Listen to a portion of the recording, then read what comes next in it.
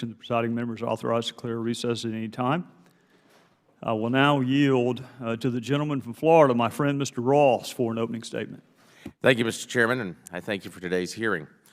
The Inspectors General conduct investigations and audits to prevent and detect waste, fraud, and mismanagement in their agencies' programs. They help Congress shape legislation and to target our oversight and investigative activities. Since their creation 40 years ago, the IGs have proven to be one of Congress' best investments. In the last fiscal year, the IG community used its $2.7 billion budget to identify potential cost savings to taxpayers totaling over $45 billion. That means that for every $1 in the total IG budget, they identified approximately $17 in savings. We have an opportunity today to hear from leaders in the IG community about the inefficiencies throughout the federal government, which inefficiencies cost taxpayers money. Specifically, we will discuss findings from a landmark report issued by the Council of Inspectors General on Integrity and Efficiency, also known as CIGI. The report is called Top Management and Performance Challenges Facing Multiple Federal Agencies. CIGI compiled the federal government's top performance and management challenges and distilled them down to 7 categories. When they did that, some interesting trends emerged. For instance, CIGI found a misallocation of resources and an inability to hire and retain top talent undermine the effectiveness of programs throughout the executive branch. CIGI also found that a lack of performance-based metrics makes it difficult to assess the effectiveness of government programs. But the CIGI report is just a down payment on what will be a larger project to identify the root causes of the challenges we will be discussing today. The burden will then fall to us at the committee level to explore whether there exists any systemic issues that might best be addressed through government-wide policies. That is an issue that is squarely within our committee's jurisdiction, and as we'll hear today, we have our work cut out for us. Today's witnesses and the larger IG community they represent are the people on the front lines of the effort to root out waste, fraud, and abuse throughout the federal government. These 3 widely respected Inspector Generals have spent years examining the programs at Justice Department, the Defense Department, and the National Science Foundation. They also play key roles at the Council for Inspector Generals on Integrity and Efficiency. CIGI serves a vital role in fostering a relationship between this committee, Congress, and the IG community. CIGI is uniquely positioned to consolidate findings generated by the individual IGs and communicate that information to us, the policymakers. I commend Mr. Horowitz and his colleagues at CIGI for taking the initiative to release this compendium of analysis for the first time. This report is extremely valuable, and I encourage you to continue to be proactive with respect to identifying government-wide trends. I thank the witnesses for appearing today, and I look forward to your testimony. I yield back. The gentleman from Florida yields back. The Chair now recognizes the gentleman from Maryland, the ranking member, Mr. Cummings. Good morning. I want to start by congratulating the Inspector General community on the 40th anniversary of the Inspector General Act and the 10-year anniversary of establishing the Council on Inspectors General for Integrity and Efficiency. In 2008, we here on the Oversight Committee passed the Inspector General Reform Act, which was sponsored by Oversight Committee member Jim Cooper to establish CIGI. One of our witnesses today, Michael Horowitz, serves as the chair of CIGI and has overseen significant changes aimed at making CIGIs and the federal government more accountable and more transparent. One example of the report CIGI released this morning is very important. For the first time, this report provides a comprehensive review of the top challenges currently being faced by federal agencies. Their report exemplifies CIGI's critical mission of examining systemic issues across the federal government. I know my Republican colleagues want to talk about former FBI Deputy Director Andrew McCabe, And that's all well and good. But we are now into year 2 of the Trump administration, and at some point, this committee will have to start conducting serious, credible oversight of the Trump administration. For example, SIGI released a report today finding that one of the most serious issues facing SIGI is a culture at agencies that negatively impacts their missions. I've often said that we must always be about the business of effectiveness and efficiency. The SIGI report includes information from 61 different reports issued by IGs in 2017, the first year of the Trump administration. SIGI reported, and I quote, "Many OIGs report that their agencies face challenges related to their agency's culture, including ethical lapses, lack of accountability, lack of fiscal responsibility, lack of transparency and communication, resistance to change, and low morale," end of quote. The IG for the Department of Inspector General reported, and I quote, "DOI continues to face challenges holding its employees, including senior officials, to the highest standards of ethical conduct, ensuring the consequences of wrongdoing are clearly understood, taking decisive actions to address unacceptable behavior, and providing relevant ethics training to all employees," end of quote. It's Dr. King who said that so often silence becomes betrayal. Silence becomes betrayal. And apparently there are a number of people who do not want to be silent. And so they want to come to us as whistleblowers in many instances and come to SIGI. And so you do play a very important role. These findings are deeply troubling, and they warrant rigorous and sustained oversight from our committee. Unfortunately, our Republican colleagues have blocked every single request we've made to issue subpoenas during the Trump administration, more than 30 in all. For example, Republicans blocked us from considering a subpoena to the Agriculture Department for documents relating to a senior advisor to the Secretary's communications with the corporate lobbyists. They blocked us from debating and voting on a subpoena for documents relating to allegations of sexual assault and harassment by the Customs and Border Patrol employees.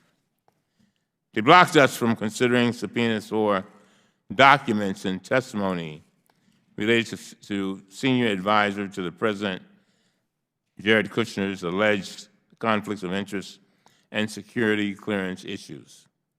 So during the entire Trump administration, this committee has not issued a single subpoena, not one, to any federal agency or any federal official. And that's not because we have suddenly had a massive increase in transparency and cooperation, just the opposite. The Trump administration has withheld documents on dozens of topics, from the hurricanes in Puerto Rico and the United States Virgin Islands, to the first-class travel of the President's top aides at taxpayers' expense, to the lease for President Trump's hotel in Washington, D.C., just a few blocks from where we sit this morning. The IJs testifying today and staff that support them do great work. And let me repeat that. We on this committee believe and know that you all do great work, and we really appreciate it.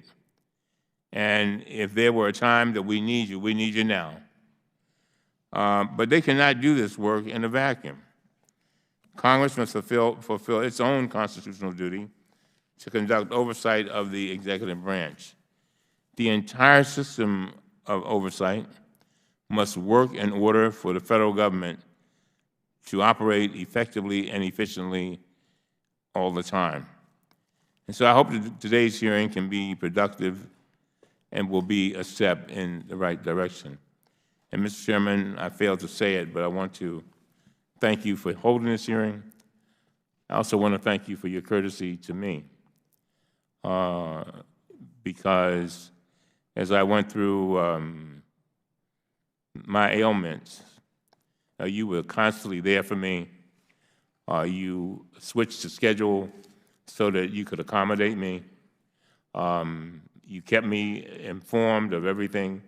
You made sure that I was involved in everything that you did, and for that I am truly grateful. With that, I yield back. Gentleman from Maryland yields back.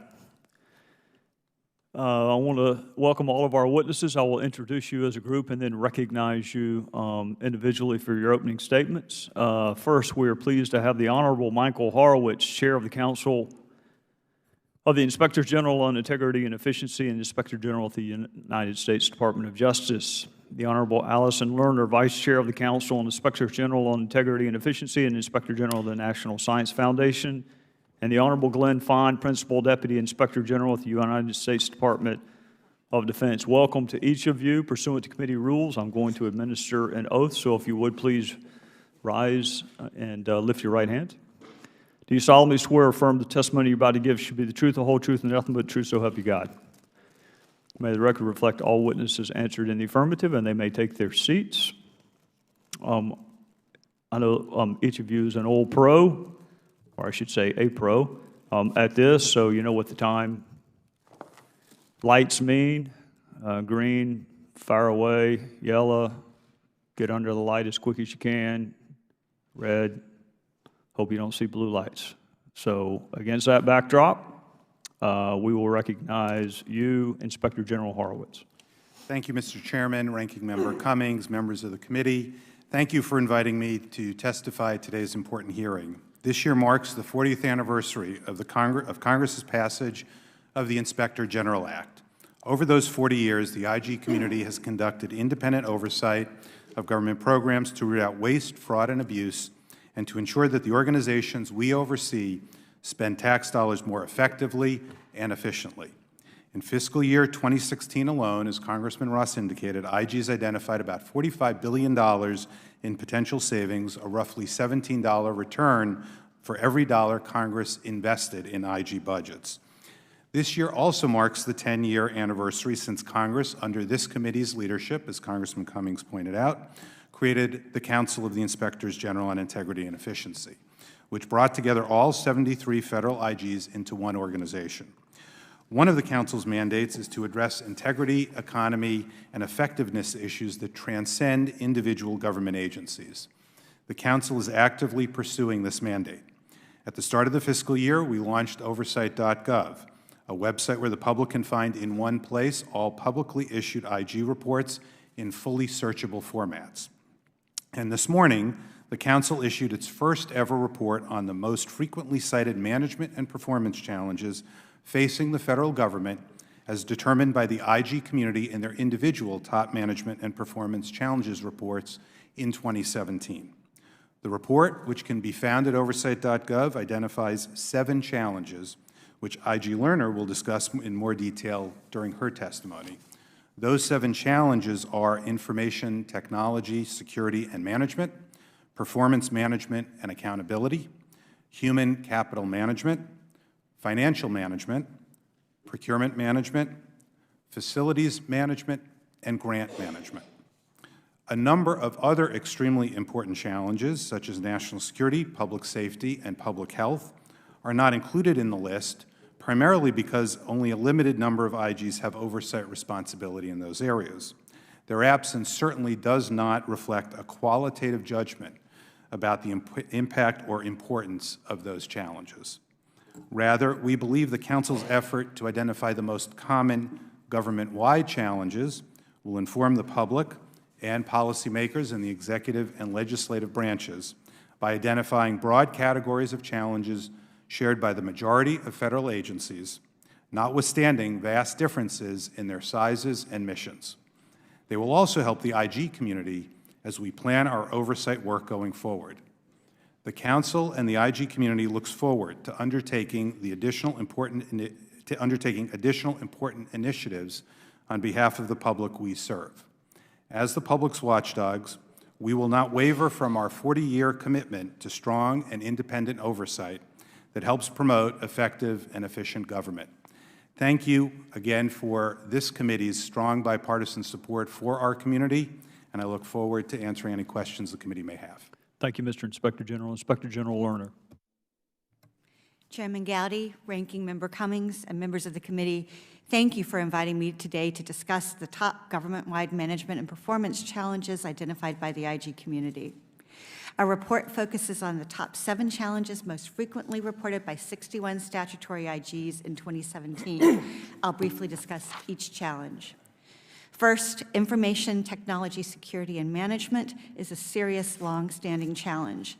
Agencies need reliable and secure IT systems to perform their mission-critical functions, yet across government, we identified problems in key areas, including the protection of sensitive data and information systems from cyber attacks, modernizing and managing IT systems, ensuring continuity of operations, and recruiting and retaining a highly skilled cybersecurity workforce. Resource constraints and a shortage of cybersecurity professionals contribute to these challenges. The second most reported challenge was performance management and accountability. Although federal agencies vary greatly in size and mission, they face common challenges in improving performance in agency programs and operations. The key areas of concern we identified included collecting and using performance-based metrics, overseeing private sector products or services that could affect human health, safety, or the economy, and aligning agency operations to agency-wide goals. Third, human capital management is a significant challenge that affects the ability of federal agencies to meet their performance goals and efficiently carry out their mission.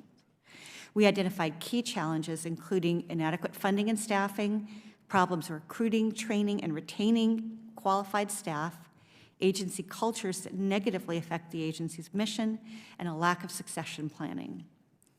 The fourth most reported challenge was financial management, which covers a broad range of functions such as program planning, budgeting, accounting, audit, and evaluation. Weaknesses in any of these issues limit an agency's ability to ensure that taxpayer funds are being used efficiently and effectively. To mitigate risks to federal programs and operations, agencies need to improve their financial reporting and systems and to prevent and reduce improper payments. Estimates of improper payments totaled about $141 billion in FY 2017.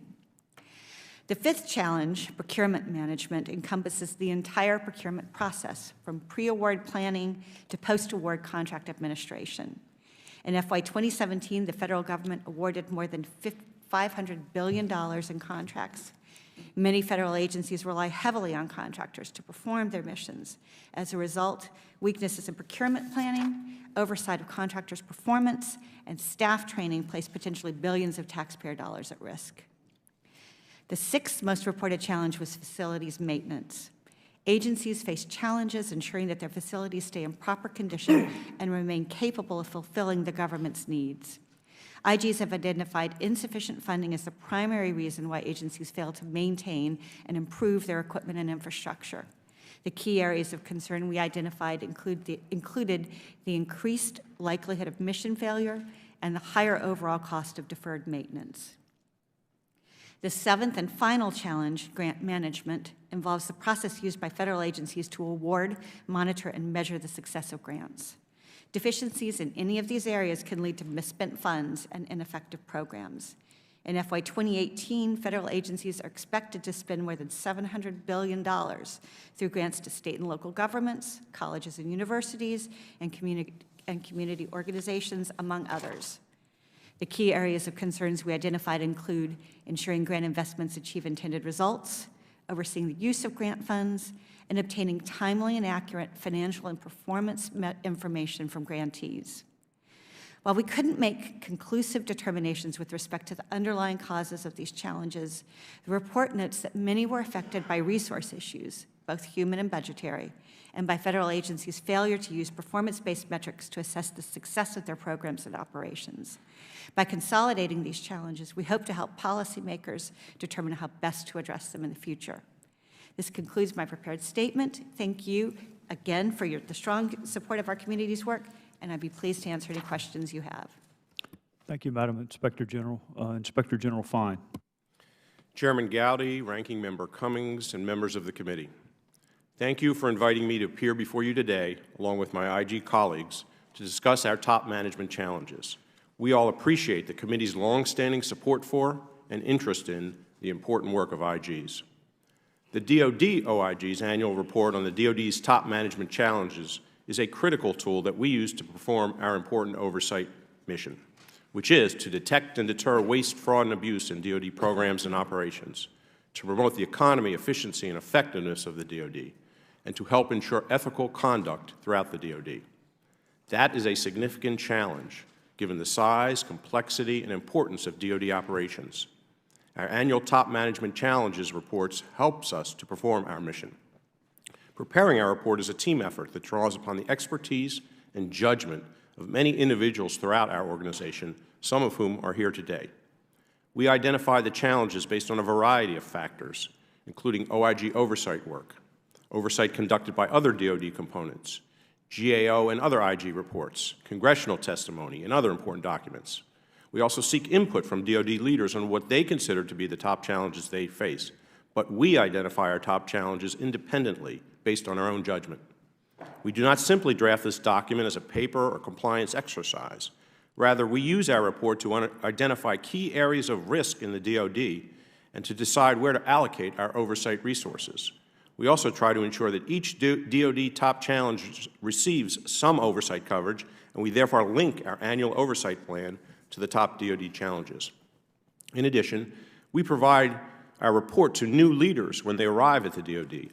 We believe it provides them a useful summary on risk areas, and we have received many positive responses from them on the report's value. I want to now turn to the top DoD challenges that we identified for fiscal year 2018. 1. Countering strategic challenges from North Korea, Russia, China, Iran, and transnational terrorism. 2.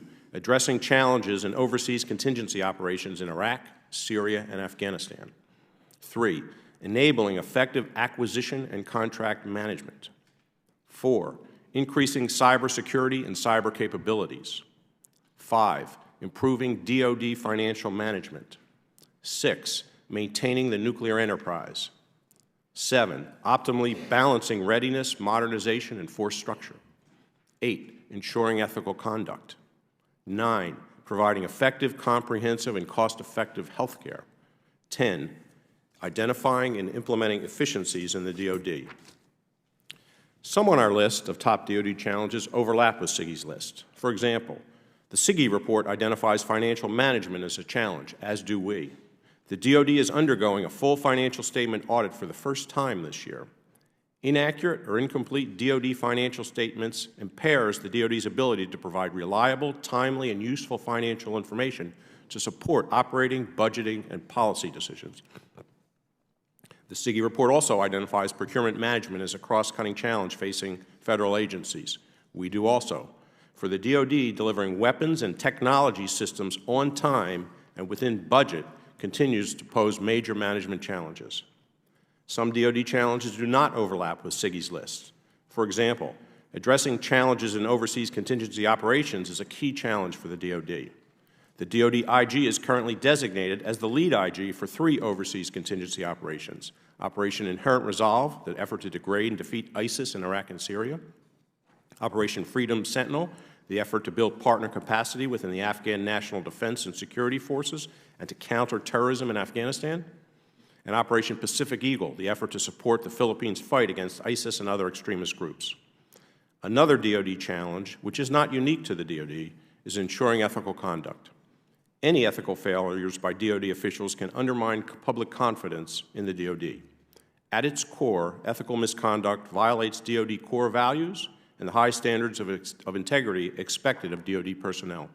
Therefore, DoD leaders continually strive to deter and prevent ethical lapses and misconduct and hold accountable those individuals who violate the law or other ethical requirements. Finally, we are now in the process of reassessing the DoD's top management challenges for fiscal year 2019. We fully expect that certain challenges will remain, and we will continue to assess emerging challenges to make our report forward-looking. In closing, I want to thank the committee again for your support, for holding this hearing, and for asking me to discuss the DoD's top management challenges. That concludes my statement, and I would be glad to answer any questions. Well, thank all of you, and thank you for meeting one of Congress's benchmarks. You got all of your openings in within the 5-minute time period. With that, the gentleman from Oklahoma is recognized, Mr. Russell. Thank you, Mr. Chairman, and thank all of you just for the great work that you do. I guess I'll have questions that any of you can answer, but I know some of it will be specific to your particular areas. One of the big things that you've identified in your reports is the $141 billion over 9 agencies in improper payments. I mean, this seems like low-hanging fruit, and yet that is an enormous dollar amount when we think about it. And oftentimes, as we're looking to not balance the budget each year, this is something that would make a significant headway in that. And so how do we get at that? I mean, we identify it, we know it, we've identified the dollar amounts, we know the 9 agency offenders. How do we stop it? Let me tell you some of the challenges we've faced at DOJ, OIG, and I think my colleagues have faced as well, which is in an era of big data, what we're learning, as many of us are doing data analytics work to try and get at those issues, is our agencies don't keep good data, or no data at all. As an example, we went to see about healthcare fraud questions at the Justice Department. Justice Department spends over $1 billion a year on inmate health care. We went to the 121 or so institutions to get their electronic medical records to look for anomalies in payment patterns, and we learned that about 100 of those 121 actually still have paper records. And so we issued a report to the department, it's public, expressing our concern about that. And they have issued now a request to seek to turn all of those into electronic records. But those are challenges we're seeing over and over again. And the government needs good data. The committee is to be recognized for passing the Data Act, which hopefully moves us towards better data. Hopefully they can pay for it with the recoup of who they're not improperly paying rather than asking for additional appropriation.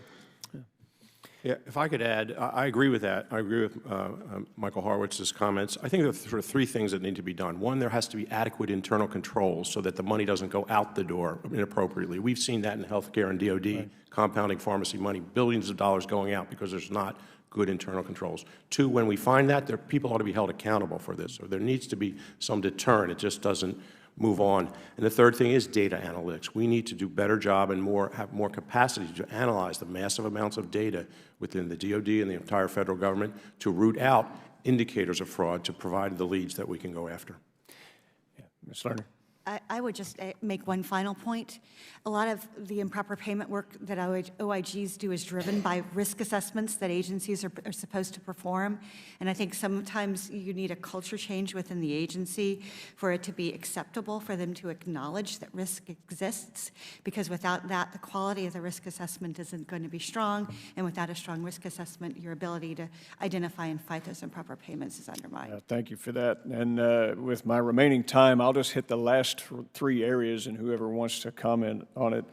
A payment to grantee verification. This is another big thing that I know all of you are concerned about. With $700 billion of grants issued each year, this is an enormous amount of the American people's working capital that is sent to Washington, and yet oftentimes we have problems of knowing who's identifying the grants.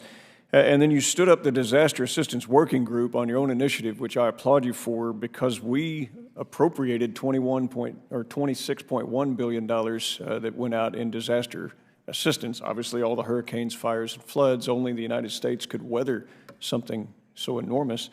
But I'm glad that you've stood that up for that oversight. And then the last item is the overseas contingencies in Afghanistan, Syria, and Asia. You know, oftentimes we've joked Afghanistan is the biggest black hole of waste in the Department of Defense. And so those are the three other areas, if any of you care to comment.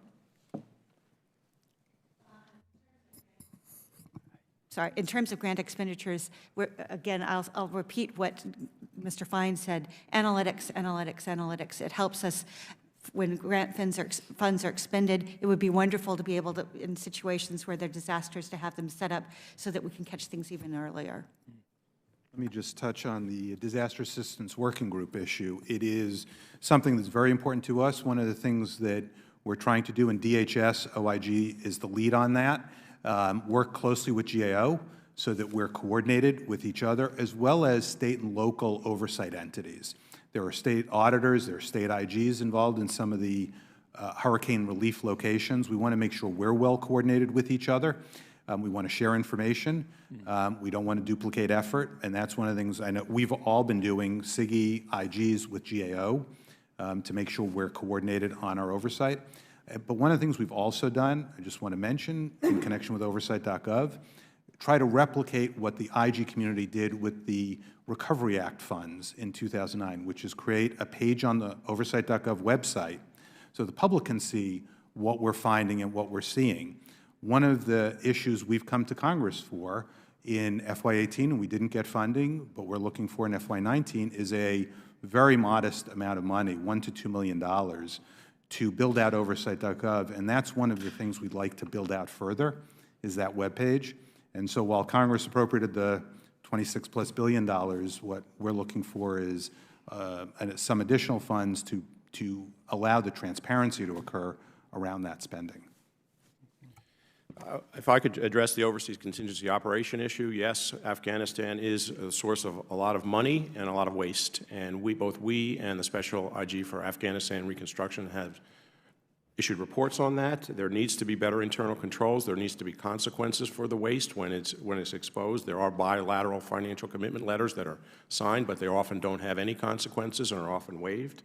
I was there recently and met with the commanders, the diplomatic personnel, as well as Afghan officials, including President Ghani. They seem committed to internal controls and reform, but it's too early to say whether it will have any impact. There is a massive amount of money that goes there, and a lot of it is wasted. And thank you, Mr. Chairman. The gentleman from Oklahoma yields back. The gentleman from Maryland is recognized. Thank you, Mr. Chairman. Just following up on Mr. Palmer's questions, I can notice that you all keep saying waste, waste, waste. I mean, do you think any of it is fraud, Mr. Fine? I didn't know whether you were limiting it to waste. No, I'm not. Absolutely. Waste, fraud, and abuse. Okay. It's all of that. And there are a lot of cases that we make, criminal cases, to hold people accountable for fraud. Sure, which the Whistleblower Protection Enhancement Act of 2012 requires all federal agency non-disclosure policies, forms, and agreements to include specific language making clear that the policy or the agreement does not impact statutory protections that allow federal employees to communicate with Congress and IGs. Are you familiar with the requirement? I am. On January 29, 2018, Attorney General Sessions issued a memorandum to the heads of all departments of justice components and all U.S. attorneys titled Communications with Congress. Are you familiar with that memo? I am. The memo directed department employees that communications between the department and Congress must be managed through the Office of Legislative Affairs. The memo said, and I quote, attorneys, officers, boards, divisions, and components should not communicate with senators, representatives, congressional committees, or congressional staff without advance coordination and consultation with OLA, end of quote.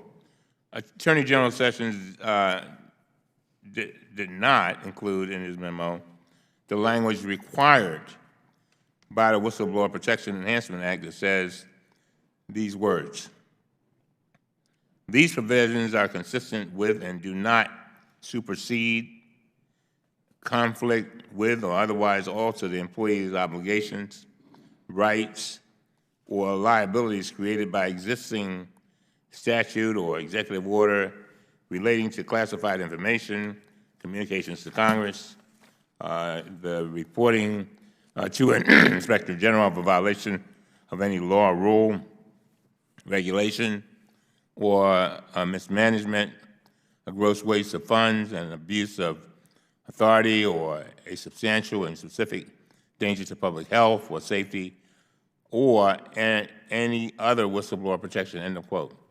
Do you believe that the language was required to be included, that language, in the Attorney General's memo?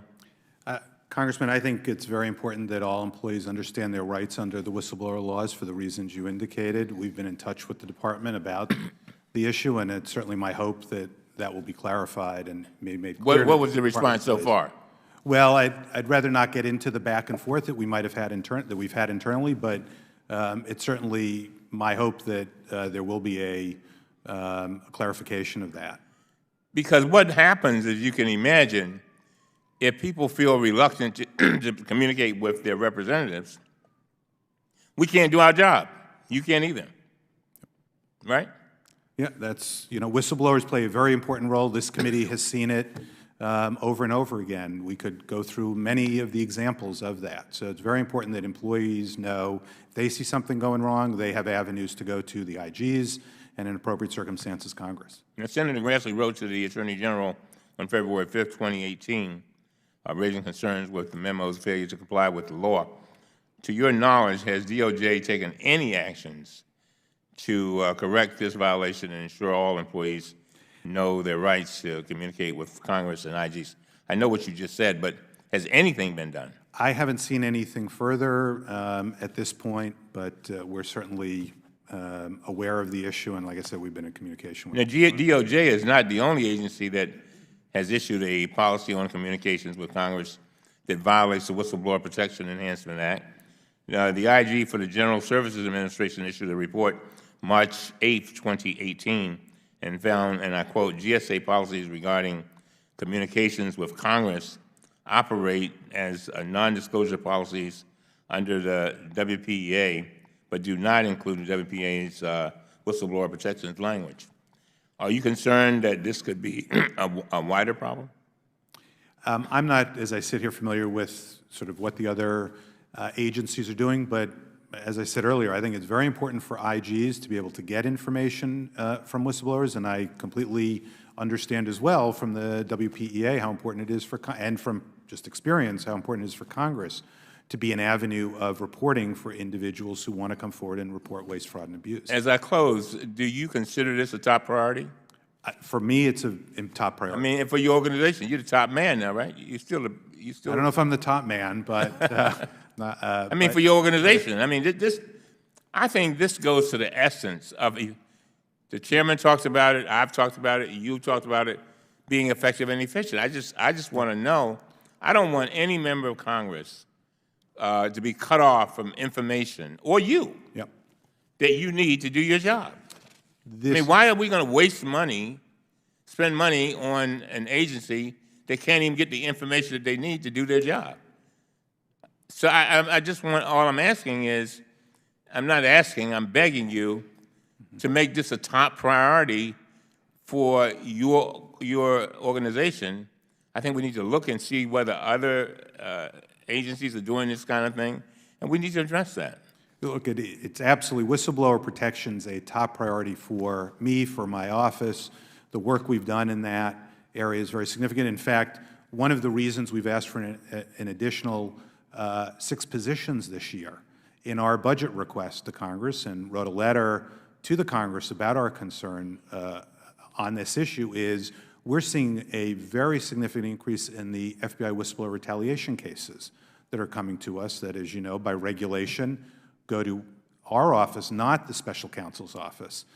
And that very substantial increase over the last 7, 8 years, it's not in the last year, we're talking about a growth over time, 6, 7 years, requires us to meet certain timelines that are in the law. And if we don't get those additional positions, it's going to crowd out some of the other work we're doing. So we think it's a very important area. We think whistleblowers are the lifeblood of IGs. of the work we do. We've got to take steps to ensure that they understand they can come forward, report to the IGs, to Congress, and not be retaliated against, not be subject to threats, because it takes extraordinary courage to step forward and report out on waste, fraud, and abuse in your organization. Thank you, Mr. Chairman. Yield back. Gentleman from Maryland yields back. The gentleman from Alabama is recognized. Thank the chairman. On the improper payments, they've been identified as a key concern, as the gentleman from Oklahoma brought up. Mr. Fine, your recent Department of Defense up here, a compliance report noted that the department did not comply with 5 of the 6 recommendations. When was the last time DOD was in full compliance? That's what I thought. Due to noncompliance with IPERA, DOD is required to issue a report describing actions the agency will take to come into compliance. Have they issued that report? In the FY 2016 report, your office made... Mr. Fine, could you turn your microphone on? All right, thank you. I think he answered no to both questions for the record, that they have not complied, and they have not issued a report explaining actions that they will take to comply. In the FY 2016 report, your office made a number of recommendations that DOD agreed with. Have any of those recommendations been fully implemented and closed? I have to go back and look and see whether that's the case. I wouldn't doubt it, but we are in the process, and we currently do that. We look to make sure that the recommendations that we make and they agree to are actually implemented, and we have actually issued a report recently, compendium of open recommendations. There's more than 1,200 open recommendations. Is this the report? Yeah, I think so, yeah. Mr. Chairman, I'd like to enter this into the record. Without objection. Okay. The Department of Defense is initiating an audit, which is obviously long overdue. Would you agree that that will help in identifying the improper payments? And Financial statement audit? Yes. Yes, absolutely. It's a very important audit. It's critical. okay, let me transition here quickly to Mr. Horowitz. In your statement, you said in 2016 the IG's identified approximately $45.1 million in savings. How much of that has been realized, or do you know? I don't know, as I sit here today, how much has been realized. I think one of the things that we'd like to see, I know we're doing this within our own organizations, trying to figure out how we can follow up on those numbers within the Justice Department. That was what I was going to ask you. Is there any way to determine whether or not, I mean, we identify them, that makes them potential. Right. If they're actually realized, then that makes them obviously real savings, and I just wonder if there's a way to make sure that when we identify it, that someone follows up on it and we were able to realize those savings. And we follow up on all our recommendations, and they don't get closed until we decide to close them. What we need to do more work on with the agency is to get reports on what kind of recoveries there are. We're starting to do that, and we've been putting out announcements, releases to the public to let them know when we have had recoveries. I want to also stay with you just for a moment, and Ms. Lerner, you can respond as well if you'd like. But when we're talking about the disaster relief funds, I believe there's several billion in unspent totals from Sandy. There's unaccounted for funds from Hurricane Matthew. We know that prior to the disaster relief funds being approved for Puerto Rico, they paid out $100 million in bonuses. You identified $26.1 billion in disaster relief funds. Those were community development block grants. And my concern about this is there's no way to really manage these funds to determine that the money's actually getting where it needs to go. If this were a private contract, you would award money on the front end to meet the immediate need, and then everything else would be paid to invoice. Does that make sense? It's been a significant concern of, I think, all of the IGs that are looking at their agencies which put out money through grants, contracts, and others, is the lack of performance management and accountability that's going on there, and understanding at the end of the project what the successes were, what the failures were, after action plans. I mean, you do all of that after spending a substantial amount of money. And one of the things we've also seen at DOJ OIG, and we're just issued a report on, and we've done in the past, is on unspent grant funds and closing out grants in a timely fashion. because that money is just sitting there and can be misused. And so that's very important. Mr. Chairman, I want to further explore the grant issue, so if, I think what I'd like to do is let everyone else ask their questions and then come back to this afterwards, if that's okay. Sure, I'll consult with my ranking member, and or else one of your colleagues, including may actually yield you some time so you can finish that line. Right now or afterwards? Well, it's not my turn right now, but when it is my turn, I will give you some of my time, assuming Inspector General Horowitz answers my questions as quickly as he normally does. You're a very generous chairman, and And you're a very diligent member, and I appreciate your interest. With back. that, the gentleman from Alabama yields back, and the chair will recognize the gentlelady from the District of Columbia. Thank you very much, Mr. Chairman. Ms. Lerner, I have a question about the report that SIGI issued this morning. This notion of draining the swamp seems to be turned on its head because we have had more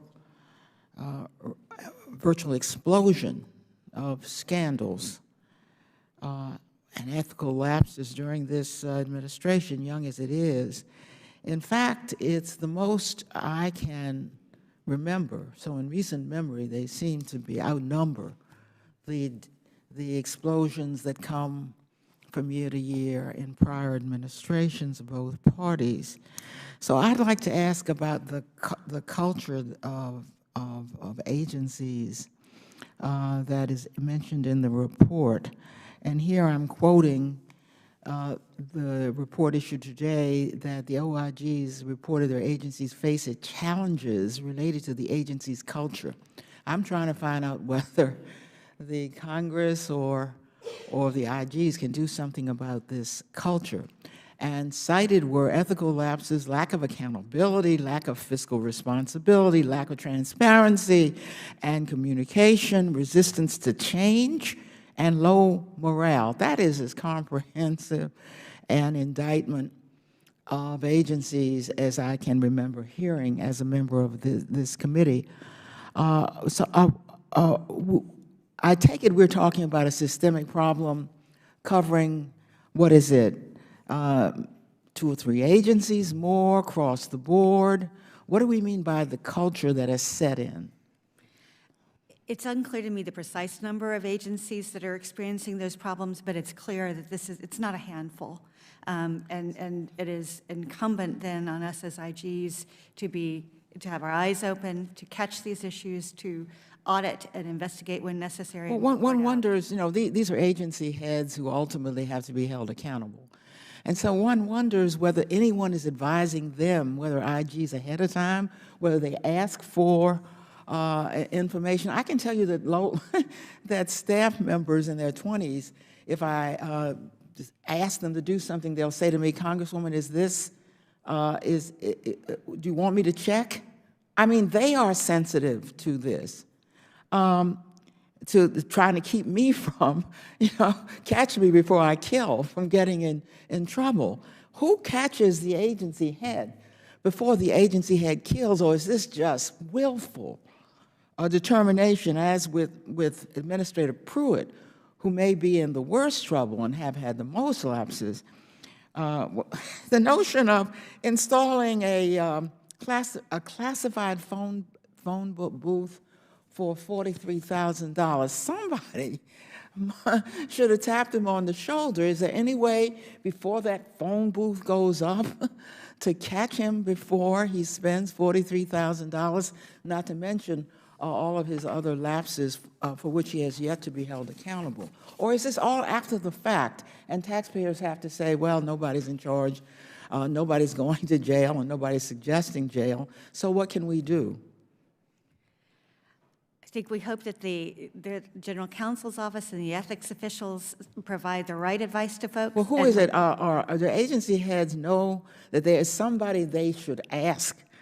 Did Mr. Pruitt understand? Who did he ask before installing a soundproof phone booth. I could tell you who they should ask. They should ask their designated agency ethics official and their attorneys who deal with appropriations law. Have any of you, Mr. Horowitz, Ms. Lerner, have any of you issued, seeing how systemic this is, have you issued anything to the agent saying, we advise that before you undertake any action which has not been taken before in your agency, that you inquire of, and you name who to inquire?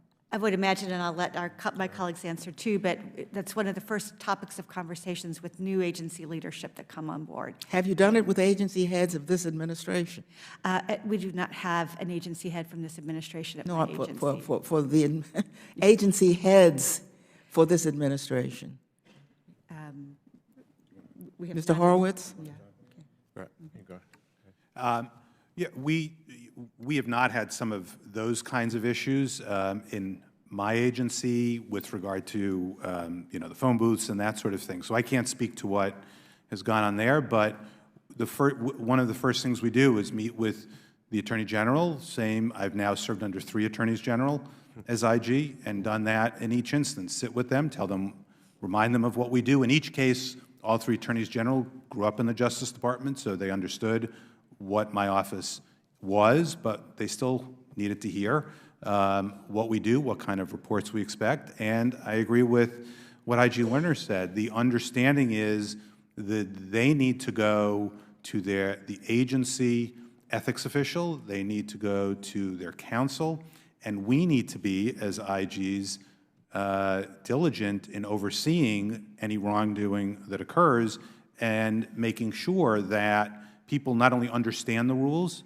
but if there are violations of the rules, as my fellow IGs indicated, hold people accountable, make sure the public understands and the people in the agency understand that even the most senior officials are held accountable for misconduct. We do that through posting the summaries of our work. And that, I think, is very critical to the deterrent message as well. My time has expired. Sorry. Would you agree to let Mr. Fine respond? He seems to want to respond. I agree with that. That's what we try and do too. I, for example, meet with capstone classes, which are new admirals and generals, to talk about what will get them in trouble, what they should avoid, what they need to do to consult with their lawyer. I met with the heads of the agency as soon as they come in to talk about that. The tone gets set at the top, and it's very important for us to have that communication with them. I've been very fortunate myself. The Secretary of Defense has made clear about the need for ethics and has made clear the need for cooperation with the OIG and made clear the need for people to be held accountable when they have ethical lapses. So that is very important, and we need to be on the front end in terms of education as well as also on the back end when there are lapses, and there will be lapses. We need to hold people accountable. Mr. Chairman, can I mention just one other thing that we do as IGs? We also issue advisory memos. We each call them something different, but if we see a problem along the way, we issue a management advisory memo to alert leadership to a problem we're seeing so they can fix it systemically and avoid and address those kind of issues. As an example, within the last year, we identified substantial issues in a variety of ways through our work about sexual harassment policies at the department. We issued a management advisory memo that got some publicity in the press about that. But that was an important thing to identify early on to leadership, what we were seeing so they could take action. I thank you, Mr. Chairman. Could I just ask that, in light of the systemic issues that have been identified, that the committee look for ways to be more proactive, even with all that has been testified here. We still have this plethora of scandals arising, and perhaps more proactive action than has been testified would be called for at this time. So thank you, Mr. Chairman. The gentlelady from the District of Columbia yields back. The chair will now recognize the gentleman from Tennessee, Judge Duncan. Well, thank you very much, Mr. Chairman. And first of all, I want to say how much I appreciate the work of the various inspectors general throughout our government. I'm now completing my 30th year in the Congress, and not all of that time has been on this committee, but probably 2/3 of it has. And this committee over those years has become really the main investigatory committee in the Congress, and we couldn't have been nearly as effective in our work on this committee had it not been for the information provided to us by the various inspectors general. Over the years, I've passed 4 bills or introduced 4 bills that have gone through this committee and through the Congress. Probably the easiest or the least controversial was the bill to create an inspector general for the Tennessee Valley Authority, which while I say it was easy, that doesn't denigrate or doesn't mean it wasn't important. But I think back over the years about all the different investigations that have been brought to light. I remember my shock at finding that the FBI had kept a man in federal prison for 30 years for a murder that they knew he did not commit because it was going to disclose some vital information about the Whitey Bulger case, which was one of the biggest cases in the country at one time. And I remember thinking, I still think it's one of the worst things I've ever heard about. And I think back about the findings at the EPA where they had a man who didn't go to work for a couple of years but drew a high salary and all these different things. And I was given here this morning an article from a few days ago about the waste in the Pentagon and that the Pentagon could not justify the spending in Afghanistan. I heard Mr. Russell say that it's a sort of a joke about the how much waste there's been on the spending over there, and I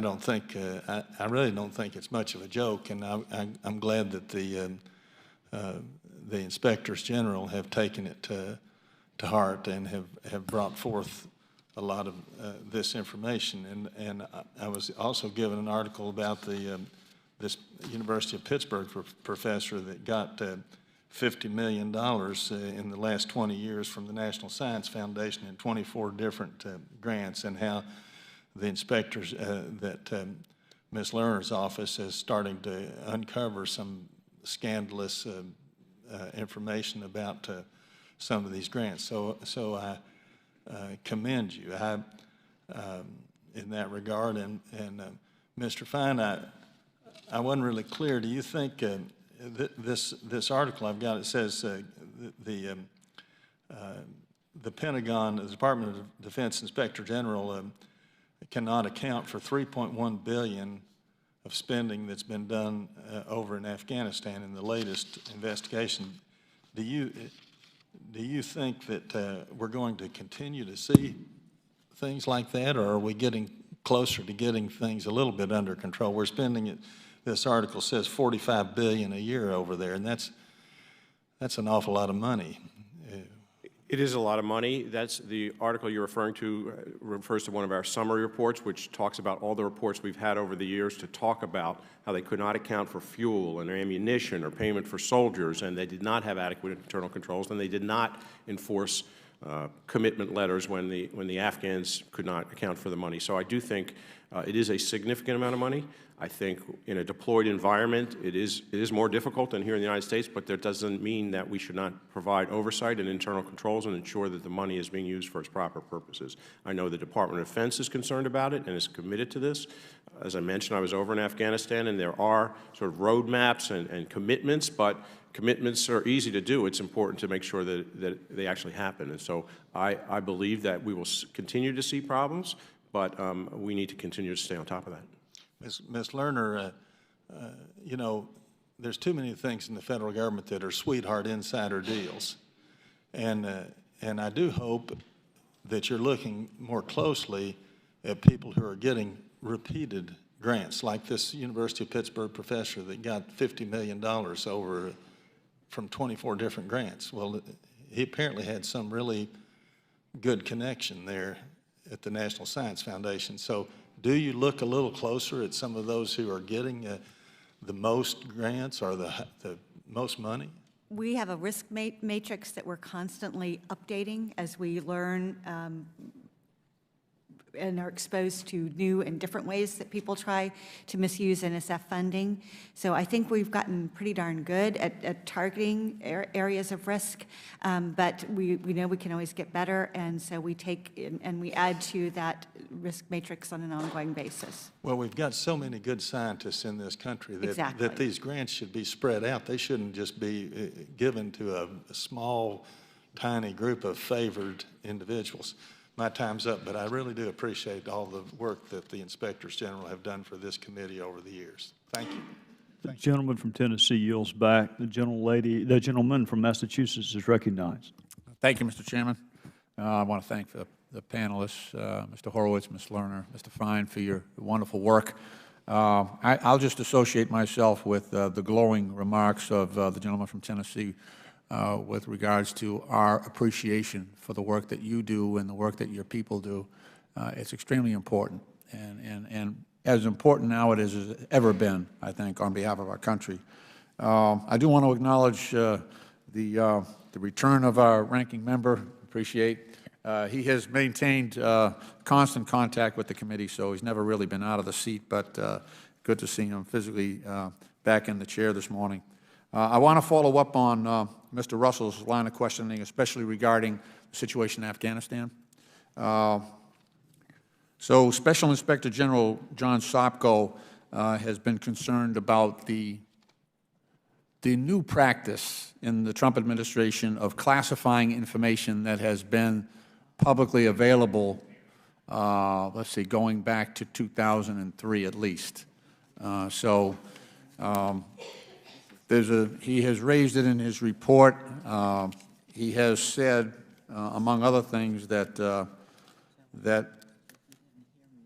data that was originally reported publicly with regard to the Afghan National Defense Force capability assessments, their attrition rates, how many people we got within the units that are being paid within Afghanistan, casualty counts, operational readiness, actual and authorized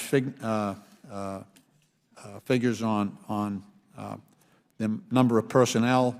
He talks here about, for the first time, the reports are now classified with respect to information about the specific security goals of Afghanistan outlined in the Trump administration's new South Asia strategy, information about the increase in U.S. and coalition airstrikes in Afghanistan since mid-2017. He goes on and on. That's the data. Those are the data that we rely on in making our decisions, and I know that that's very important to you as well.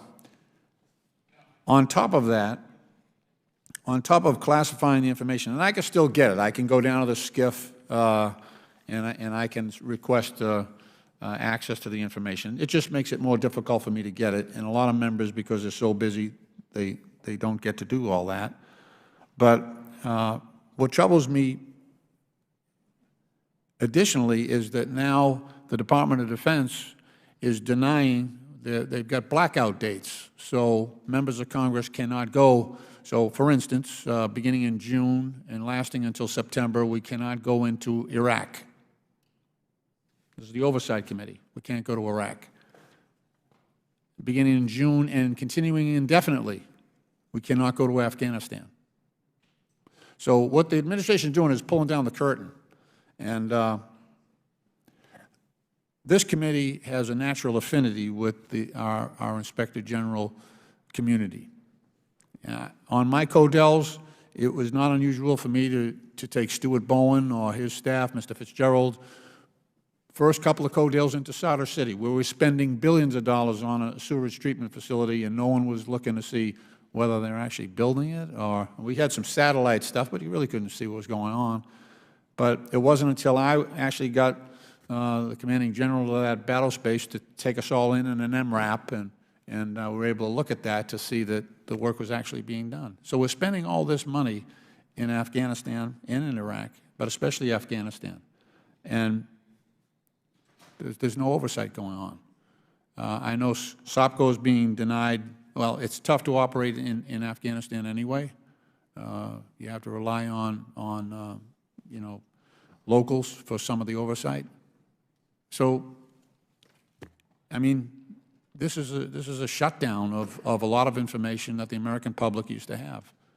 And it is the totality of what the Trump administration is doing here is denying information to the American people, denying it to Congress, putting obstructions in the way of our Special Inspector General in Afghanistan on giving that information to the public. I just ask you to speak out about this trend. I'm very, very concerned about it, and you know, we're relying on each other to make sure that the best interests of the American people are protected, and especially our military who are in harm's way in Afghanistan and Iraq. And I just ask you to keep doing your jobs and let us know if there are additional ways that we can put the pressure on to make sure that your folks are protected and are able to perform the jobs that we've asked them to do. Thank you. Gentleman from Massachusetts, yield back. The gentleman from North Carolina, Mr. Meadows, are recognized. Thank you, Mr. Chairman. Thank you for your leadership in holding this hearing. Thank you all for your work. As most of you know, I'm a big fan of the IG and of all of your work, and yet I guess this is what, the 40th anniversary of your authorization, but also the 40th anniversary of civil service initiatives that, quite frankly, sometimes hamper and hurt your ability to get jobs done and get things done. So I guess what I'd love to hear from each one of you very briefly is, how do we fix this? I mean, the ability to hire, fire, and retain continues to be in the headlines each and every day, and sometimes even when we terminate, as Mr. Horowitz probably knows better than most, it creates unbelievable headlines when, honestly, dealing with the whole retention and proper, I guess, proper remedial actions on behalf of government employees would be better if it's done in a different fashion. How do we fix this? And I know that's a 1-hour question that you have 1 minute to respond to. Mr. Horowitz, if you could start. It's a very challenging issue for IGs. It's a challenging issue for us ourselves to get our people on board. Security clearances, you add at an organization like DOJ. If there are misconduct findings, getting people to take them seriously, move them forward in a prompt way like we think they should so that people are held accountable. I think there needs to be a bringing together of the stakeholders because I think everybody recognizes there's this problem on the front end and the back end, and in between, frankly, the ratings, the reviews. The strongest performers, we need to find a better way of acknowledging strong performance and rewarding strong performance. I think it's largely requires Congress coming together with the executive branch and doing that. So, Ms. Lerner, let me ask you maybe a different version of that. You know, Mr. Horowitz saying we need to talk and we need to get together. You know, one thing that we're not short of here in D.C. in the Beltway is talk without action. And I guess my question to you is who would be the key players to make sure that we don't just talk about it? Because I think all three of you want to actually do something about that. So how do we make sure that Congress actually is hand in glove with the executive branch on how we actually do this? I think back on something Earl Devaney said when the Recovery Act was going on, is when you want to see things happen, you know, give people responsibilities and deadlines in a statute. And, you know, you need to give people enough time for good thoughts to percolate and be shared and shaped and formed, but, you know, they can't have forever in which to do that. So a hard and fast deadline is vital. But I do think making sure that we remember all the things that drove the creation of these protections in the first place, and we don't throw the baby out with the bathwater. Because when I hear that we need to protect whistleblowers, we want to make sure that career employees have protections so that they're able to perform in the nonpartisan, fashion that they're supposed to do without fearing that they could, lose their jobs because agency leadership doesn't agree with what they're saying. All right, well, you're at the one group that actually protects whistleblowers and actually supports the IG, so maybe this is the key component. Inspector General Fine, I'll let you close it out. Yeah, if I could add one thing, I do think it is very important for people to be held accountable when they've committed misconduct and to be cleared when they haven't, and that to be done in a timely way. That's what IGs strive to do. One of the key things for us is to ensure that we have adequate budgets and staff to do that, because that does affect timeliness. And there are some IGs who have not received the sufficient budget to deal with the burgeoning caseload, so that things get elongated and things stagnate, and that's not good for anybody. It's not good for the person who has not committed the misconduct, and it's not good for the agency if someone has committed misconduct. So we need to strive for timeliness, but in order to do that, there needs to be sort of significant budgets. It's a small amount. The return on investment is huge, both in terms of recoveries to the Treasury, and also in terms of importance of holding people accountable. So I would, ask that there be focus and consistent, adequate budgets for the oversight. Well, if you could do that, then as part of your group, if you could actually get to this committee, and I would ask you maybe in the next 45 days to get to this committee, those areas that you feel like are most underappropriated as it relates to IG. Some of those are in better shape than others, and I thank you all for your testimony. I'll yield back. The gentleman from North Carolina yields back. The gentleman from California is recognized. Thank you, Mr. Chairman, and thank you to the ranking member for this meeting. And we'll just act like, I always wanted to be on 60 Minutes. I wanted to be asking questions. So since the CBS camera's here, act like we're on 60 Minutes. So I really wanted, first of all, to tell you how important, in my view, your jobs are. Three of the most important positions in the U.S. government, and the integrity part, Mr. Fine, I think is important. So I wanted to focus on you. In the last year or so ago, we had the Defense Business Board here and sat where you're sitting. One of the members, who was a longtime member, sat and answered a question to me where he said, he's quite demonstrative about, you really can't give the department more money until you get this fixed. And this was when they had a report, audit from McKinsey that estimated there was $125 billion worth of waste. And it appeared that that report was attempted to be held back from somebody in the department, and then someone gave it to the Washington Post. So I wanted to ask you about that report. I also, this concern I have that President Eisenhower's warning in his farewell address about the military-industrial complex, giving the importance and the size of your jurisdiction and the audit. If you could respond to the Defense Business Board, and I've had multiple conversations with their members, their former chair, Bobby Stein, and their concern about, this is the business community that's been looking at the Department of Defense since, I believe, the Nixon administration. So if you could talk about their report, their role, and then secondarily, the audit. And you mentioned the importance of the audit, and give us a timeline as to the expectation, understanding the challenges, because the department's never had a full audit, and your role in making sure that audit is done in a timely fashion. And I would imagine this financial audit will set up, hopefully, a more extensive look at management audits and outcomes. And lastly, you mentioned fifth on your list, financial management, eighth, ethical conduct, 10th, efficiencies, and then you mentioned weapons development, that be on time and on budget, and the performance management of that. So if you could address those sort of three areas. So I'm familiar with the report there. It is clear that there is areas of waste and areas for greater efficiencies in the Department of Defense with the enormous budget it has. It has a $700 billion budget. It has $2.4 trillion in assets. That's a huge amount. And there is areas for efficiencies. The Department is looking to do that. One of the areas they need to do is to have a look at the duplicative efforts they have in the various services to do the same thing, and whether there can be efficiencies and garnered from that, and they are in the process of doing that, and it is important that they do that. Do we need all those separate entities doing the same thing? a key thing is the financial statement audit that you referred to. It is very important. It is important for a variety of reasons. It's going to take a lot. It's probably the largest financial statement audit in history. There are probably over 1,000 auditors that are going to do over 25 separate audits of various parts of the Department of Defense. It's the first time the Department of Defense is under full audit. It is highly unlikely they are going to get a clean or unmodified opinion. The opinion is really not the most important thing right now.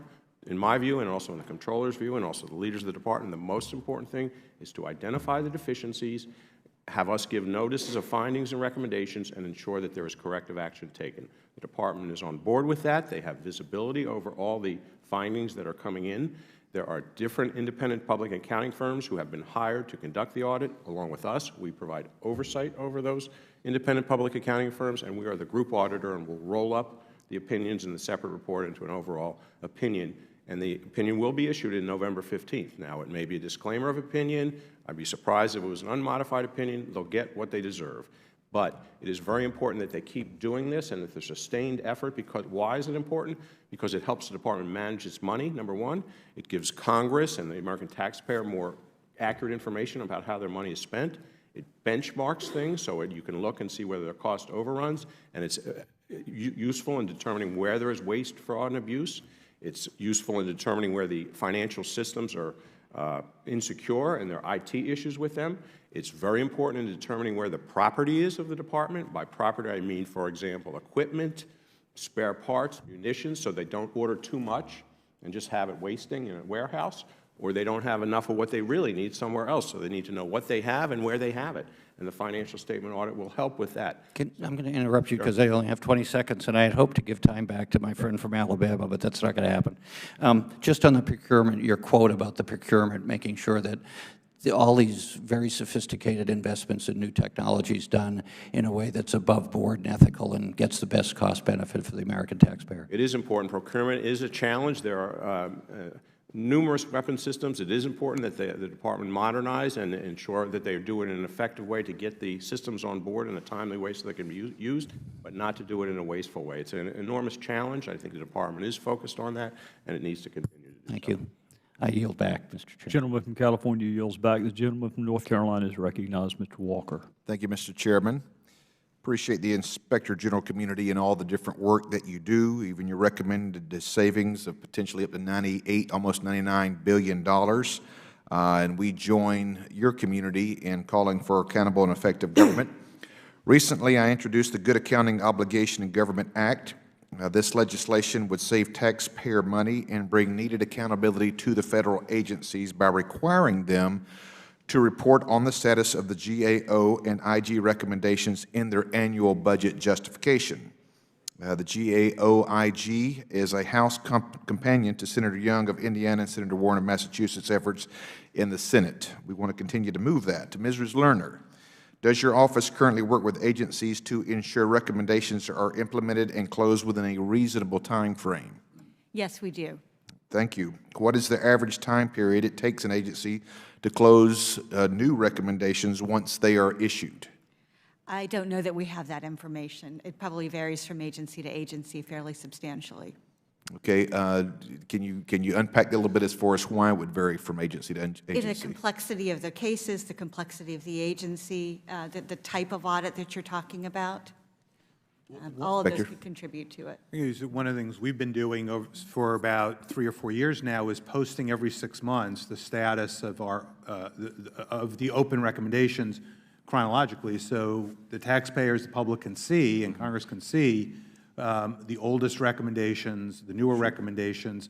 From our standpoint, we would expect an agency to, depending on complexity, close the recommendation within certainly 2 to 3 years. And last question on this. Do you think the GAO-IG Act, possibly, I don't know how familiar we are with it, could help ensure timely implementation of new and old unimplemented recommendations? Okay. Congressman, I believe it's important to focus attention on open recommendations. We do the same thing, issue a compendium of open recommendations. There's 1,500 of them, or 1,200 of them in the last 10 years. Some of them are very old. I think anything that provides transparency and sunshine is important. I believe in what Justice Brandeis said.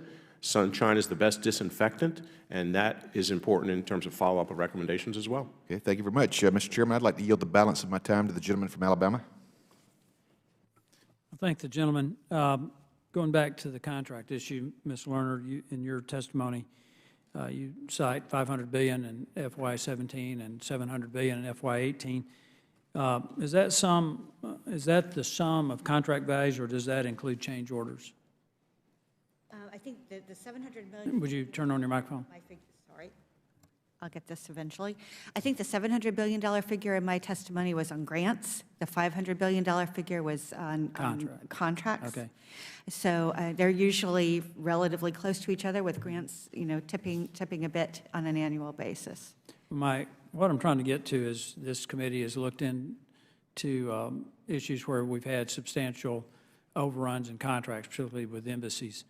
And one of the problems I think we have in this true Department of Defense is how we appropriate money for certain projects, and there's pressure felt by the various agencies, including the Department of Defense, to start something before the design is ready, and consequently we run into major overruns. It's something that I'm trying to develop a remedy for that I'd like to talk to you later. In the final minute or 20 seconds that the gentleman has yielded to me, you've all testified that there are agencies that do not comply with directives or recommendations, nor do they produce the requested progress or action reports. And this is for all three of you. What needs to be done to motivate agencies to comply? From my standpoint, I think being transparent, letting the Congress, the public know. One of the things, as I mentioned, I implemented was posting them publicly.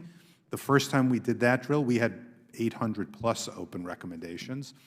I told the Attorney General, the Deputy Attorney General, I was going to do that. They immediately sent out all the open recommendations to all the components, and our phones were ringing off the hook from the component heads who wanted to close their recommendations before they went public. I agree completely with IG Fine. The sunlight here is the key to that, and holding people accountable to make sure these get done. We have to do that.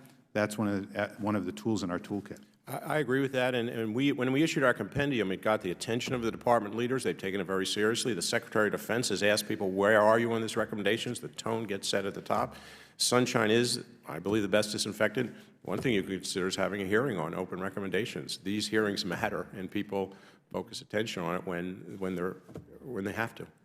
Well, my concern is that some of the stuff is carried over so long, particularly on improper payments. The amount keeps going up, and my staff and I are looking for ways to motivate, encourage,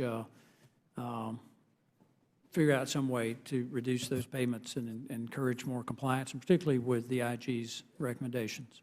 And if I could add on your point on contracts, I think one of the things that struck us as we did this report, and we talk about this in the report, is on contract management and oversight within the agencies. Our staffs, our budgets generally are 0.3% of the agency's budget. They're a very small number. The real effective day-to-day oversight has to happen by management. It has to happen in the agency.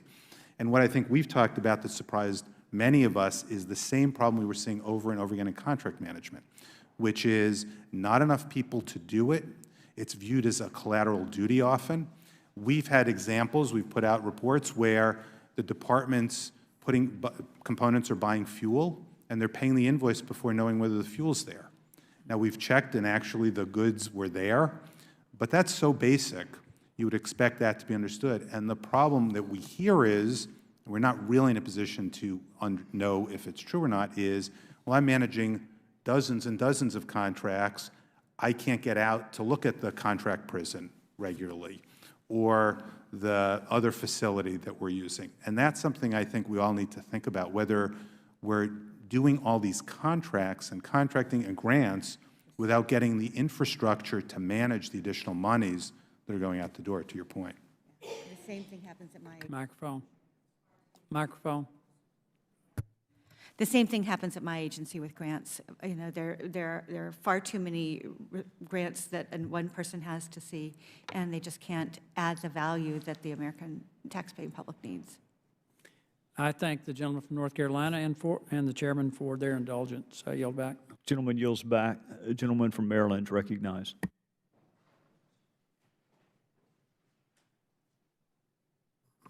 Thank you, Mr. Chairman. I know you were asked some questions about the ethics compliance and integrity within the agencies before. I wanted to just come back to that a little bit because we're really putting a focus on what kind of reforms might be appropriate, what kinds of things that may be operated as guidelines or norms, but not actually put into statute or regulation where it might be appropriate to take that next step. So maybe you could speak a little bit more. I'm interested, I know there's been some attention drawn to some of the ethical lapses of senior officials within some of these agencies, and obviously that's a major concern for us here because that kind of, the culture of integrity and adherence to ethical norms and standards obviously begins at the top. But I was curious if you could speak a little bit more to how you see the ethical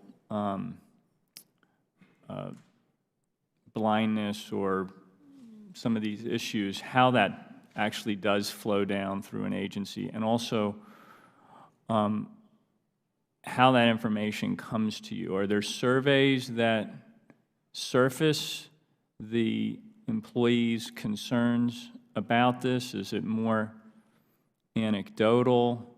Is it your perception that when there's ethical lapses, it forces employees into a very difficult position because they are having to, in a sense, defend or protect supervisors or officials up the chain, even though they don't necessarily agree with that, and it puts them in a kind of untenable position? What are some of the elements by which the culture is damaged in an agency based on ethical lapses and morale suffers? I'm interested in getting a little more granular on that. I invite anybody on the panel to respond. So I'll try to unpack that question because there's a lot in there, but I do agree that the tone gets set from the top, and it's very important for the ethical culture to be set from the top and to make clear what is acceptable and what is not, and then when it is not, to hold people accountable in a timely way. I'm fortunate in the Department of Defense, Secretary of Defense takes that very seriously and has done that regularly and publicly, and that's important to the conduct. We also look at trends, and the trends are actually pretty good in the Department of Defense in terms of substantiated misconduct. It's gone down. That doesn't mean any misconduct is acceptable, but it is going in the right direction. There does need to be education, and we need to have a role in providing proactive education to people about what they can't do, what they shouldn't do, how they should deal with things, and what's going to happen if they do it. So that's very important. It's also very important to operate effective hotlines. We have hotlines where we get anonymous complaints that people can expose to us in an anonymous way or or saying their names. And either way, we need to take it seriously. We get a lot of them. We get about 13,000 a year. Many of them are just frivolous or just can be dismissed immediately or the wrong agency, but some of them are serious, and that is an important way. And ultimately, it's important that people be clear that there will be consequences for misconduct, and we play an important role in that, as does the agency, taking action on our reports in a timely way. I think one of the things that has changed and has been an important change is the IG's posting public summaries of misconduct findings by employees at the GS-15 and above levels. Some of us were doing that before Congress passed the IG Empowerment Act, but we're now all required to do that. I can tell you from our standpoint, when we started posting those summaries, back to the point of sunlight being the best disinfectant, we started seeing much quicker action, much quicker responses by the department in responding to those findings. Whereas before it could take months or years, the department quickly understood that they would be getting inquiries, whether it was from members of Congress, whether it was from the public, whether it was from the press, about our findings and whether they had taken action. And so that's been important. But I think that is one of the consistent frustrations among the IG community. What IG Fine said is there needs to be timely response to misconduct, certainly at the highest levels, but frankly at all levels. If you talk to folks about culture, a lot of people will say mid-level management is equally important, if not more important at some level, because those are the people who touch everybody. Very important for tone to be set at the top, but mid-level managers need to walk the walk on those issues. And we are seeing improvement in the timeliness of taking action, but that's something that I think the committee could consider, how we make sure that people are held accountable, prompt and timely way. Justice delayed is justice denied at all levels. Thanks very much. Yield back. Gentleman from Maryland yields back. The gentleman from South Carolina is recognized. Thank you, Chairman. I want to follow up on the question that's just being asked. So, because if you cut to the chase, fairly uniformly and fairly consistently, your recommendations are ignored. What can be done to change that? I mean, part of it's what you were just getting at. Are there other things that could be done so that your findings are not ignored as they are? I mean, I think it's amazing to think that there are, in essence, $100 billion worth of savings that are floating around out there, and that there are indeed 39,000 recommendations on your site, and yet you don't see all that much action relative to the amount of data that you have out there suggesting change is needed. A couple things I'll pick up on that have been mentioned that I think are important, and others. I think it's important that we as IGs make known to the public and they're transparent. I think it's very important for Congress to do follow-up as well as the IGs. We consistently do follow-up, but we're not management. And we can't, other than continuing to issue reports, continuing to make public what we're finding, we're not management. We're not ultimately the ones who are going to implement it. The other thing we did, and I met with Director Mulvaney when he first came on board, he asked us to put together a list of some of the bigger outstanding recommendations. We've done that, and I think OMB can also play a role through the budget process. If you were to pick the single, each one of you were to pick the single most glaring example of waste in your view, it'd be what? Waste or inefficiency or something that should be changed?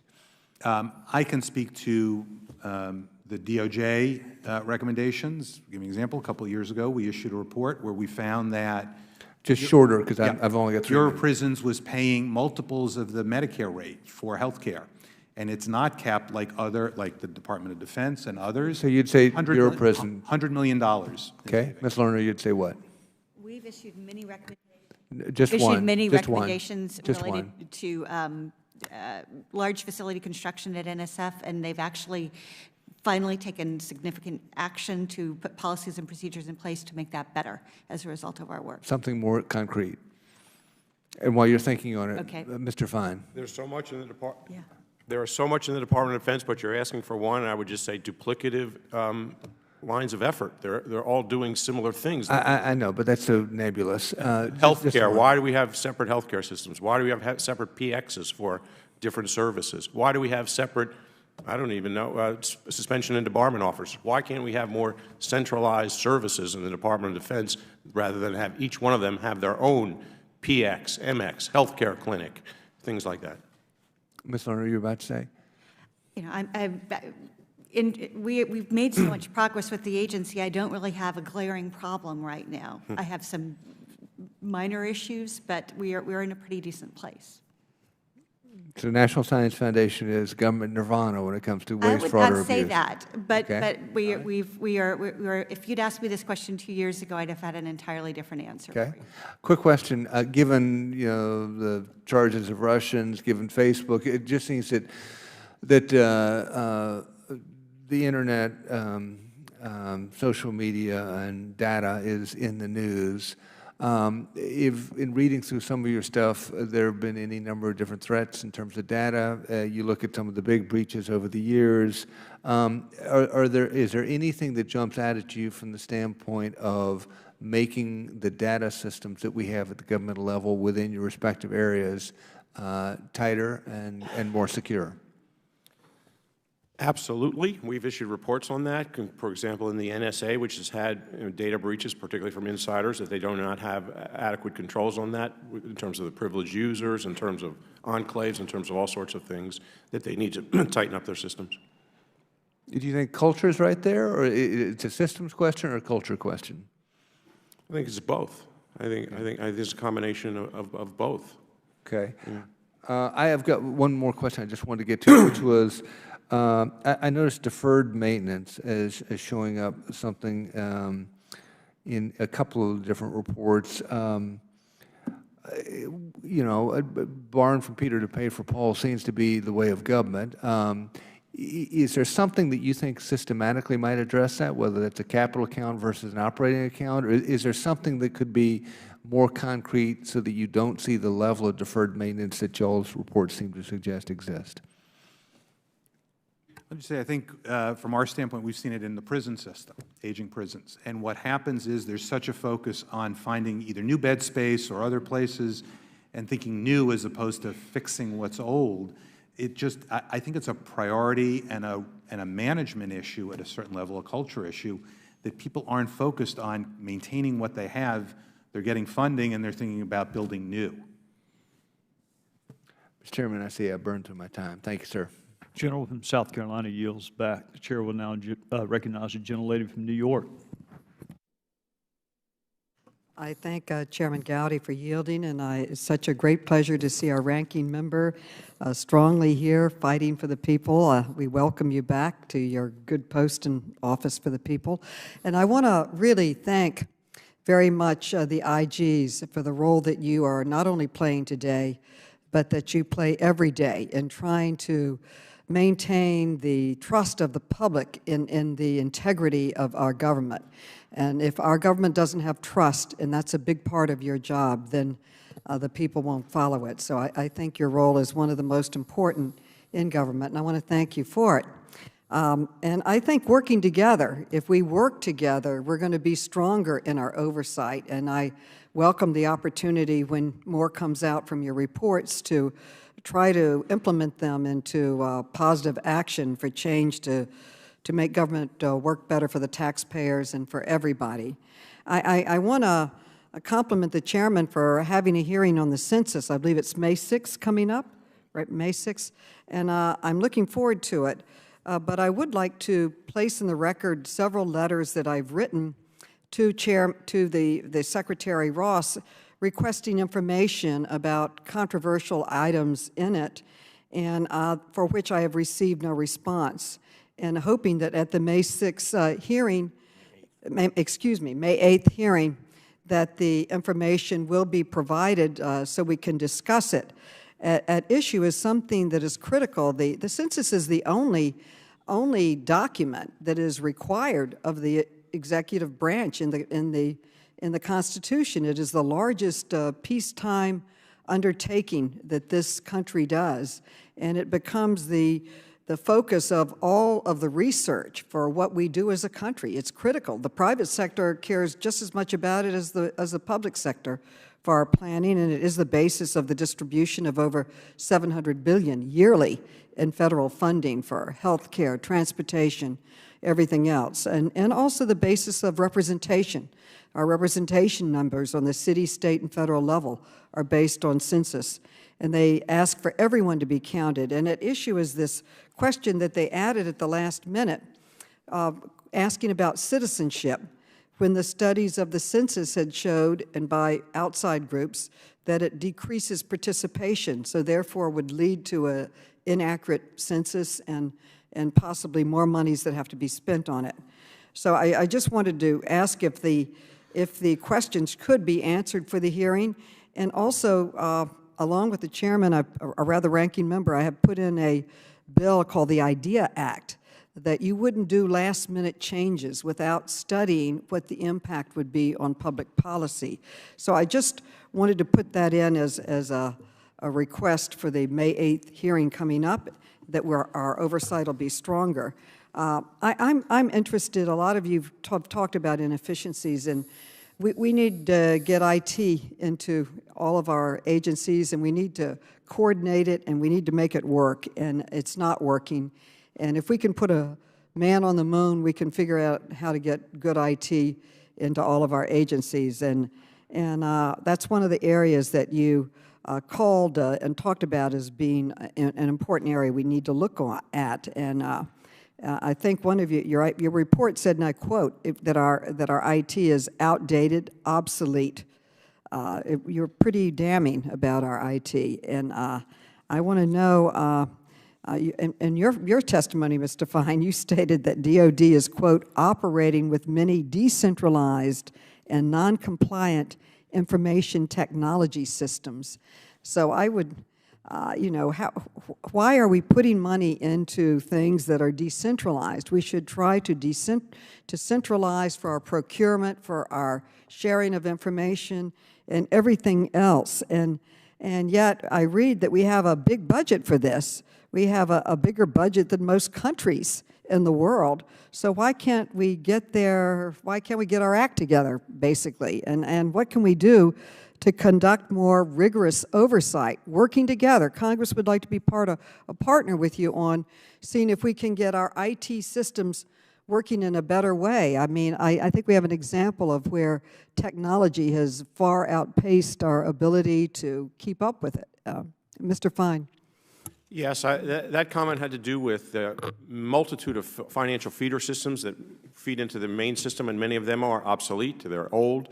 It's part of the problem is each entity, each defense agency, each service wants its own system, wants to customize its system, is wedded to that system, and resists going to a centralized system. The Department is moving towards that, to their credit.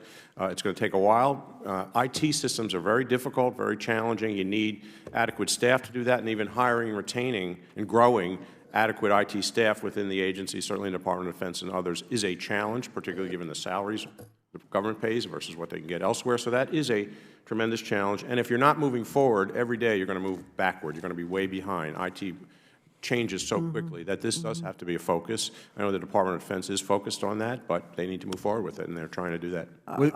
I wish you would, my time's expired, but if you could get to the chairman some ideas in writing of how we could maybe work. It seems silly to build an IT system that's not centralized, given in payment and everything else, and information sharing. You know, we have all these lists about bad contractors, don't hire this contractor, but how do people access them? You know, it should, any ideas that you have to make that system work better, I think that's something that we in a bipartisan way would welcome. My time's expired, way over. Thank you. Mr. Chairman, if I could just add one thing. Sure. I would say to my friend from New York, Mr. Fine's testimony notwithstanding, it is important to note this committee has the scorecard on FTARA, and the Pentagon got an F.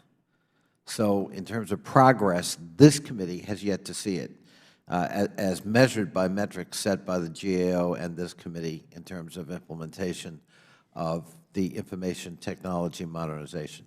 Thank you. The gentlelady yields back. I prefer to go last, and we've got a great issue today, which is we've had wonderful member participation on both sides. So I'm going to get the gentleman from Alabama to close out the hearing, but I'm going to ask my questions now, and with apologies to my friend from Wisconsin and Iowa. Mr. Chairman? Yes. I have not yet had a chance to ask questions. I was not going to exclude you either. Well, you'll go right in between. All right. Right in between the two R's. I'll try to be brief. Thank you. Inspector General Horowitz, the 2008 reform. Why was it necessary, and what progress has been made as a result of the 2008 reforms? Well, the importance of the 2080 reforms was creating the Council of the Inspectors General to bring together the 73 IGs to look at issues that transcend the federal government, so that we're not just only running in our own lanes, but we're thinking across IGs. And it, in the 10 years we've been in existence, has helped, I think, immeasurably IGs think broader than just our own agencies and our own oversight. Whether it's the cross-cutting reviews we've done about IT issues, we're working now on a Native American review. A lot of agencies touch that. And we've put together Oversight.gov to put in one place all the reports so that the public, members of Congress, the executive branch can see our work across the 73 IGs. I want to ask you a two-part question. Assuming no additional funding, what reform could be implemented with respect to your jurisdiction that would show progress? So I'm not going to give you any money, but I'm going to give you free rein to make any reform that you want with respect to your oversight of the department. Well, I think the biggest ask we've had for several years now during the IG Empowerment Act was the ability to issue testimonial subpoenas. which obviously is a no-cost issue, an important issue we've identified, we've worked with this committee on. You've reported out a bill. I would note that Mr. Fine and DOD IG has that authority, and that's what we're looking for. All right, now I'm going to give you whatever amount of money you want. What reform would you implement that would help you provide oversight if costs were not a consideration? I think there are a couple of things we've looked for on the IT side. We've looked to modernize our own systems and create more systems that will demonstrate transparency and give us and the public and the Congress greater oversight on disaster assistance, multi-billion dollars being sent out. We want to build a web page that shows the oversight work we've done. As we've talked about today in this hearing, putting forward our findings, particularly where there are failures, is much more likely to trigger reform than just keeping them in-house and the public not seeing them. So what we'd like to do is improve builduponoversight.gov and build a platform that would show open recommendations and allow those kind of issues to be seen more by the public and Congress. From time to time, I'm a slow learner, and I know you've explained this to me before, but I want to give you a chance to do it again. The interplay between your agency and the Office of Professional Responsibility within the Department of Justice. So we are the only IG office of the 73 federal inspectors general that does not have the authority to investigate misconduct by all employees in our agency. The exclusion that Congress put in place in the IG Act is for misconduct by lawyers in the department, including prosecutors, when they engage in misconduct, ethical violations in the courtroom. We have asked for that authority for the 30 years since we were created in 1988. Mr. Fine, when he was IG, spent 11 years arguing for that authority. His predecessors did as well. We think independent oversight matters.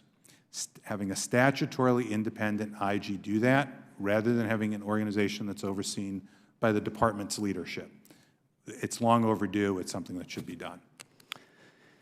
Well, in my remaining time, I'm just going to make an observation. It seems like a tough political environment we find ourselves in. It's frankly been that way the whole time I've been in Congress. So increasingly, folks are looking to you as kind of that neutral, detached arbiter to kind of separate out what facts are relevant, what's not, and what conclusions we should draw from those facts. But you're only as good as your access to information and witnesses. Your experience with the department the whole time, crossing 3 AGs and 2 administrations, are you getting access to the physical evidence, the documents, and the witnesses that you think you need to be able to do your job in a way that is confidence-inspiring for the public? Thanks to the help of the committee and passing the IG Empowerment Act and all of the hearings you held, we are getting access to records, the records we need, the documents we need, and we have the ability to subpoena third parties if we need records. On testimony, if an employee is in the Department of Justice, we have the ability to compel their testimony under the IG Act. That's fine. The issue remains third parties, and we often get voluntary cooperation with us, but if individuals don't speak to us voluntarily, if there isn't the ability to work with a prosecutor to issue a grand jury subpoena, we have no ability to reach those individuals. Even if they have highly relevant evidence, in a whistleblower case, they might have retired. In other misconduct cases, we can't get that evidence. Well, I appreciate the work of all 3 of you and all the inspectors general. I think the public really does view you all as the neutral, detached umpires that you would want doing this work. With that, the gentleman from Virginia is recognized. I thank the chair. And building a little bit on what the chair was just asking, Mr. Horowitz, you know, you want transparency, you want cooperation.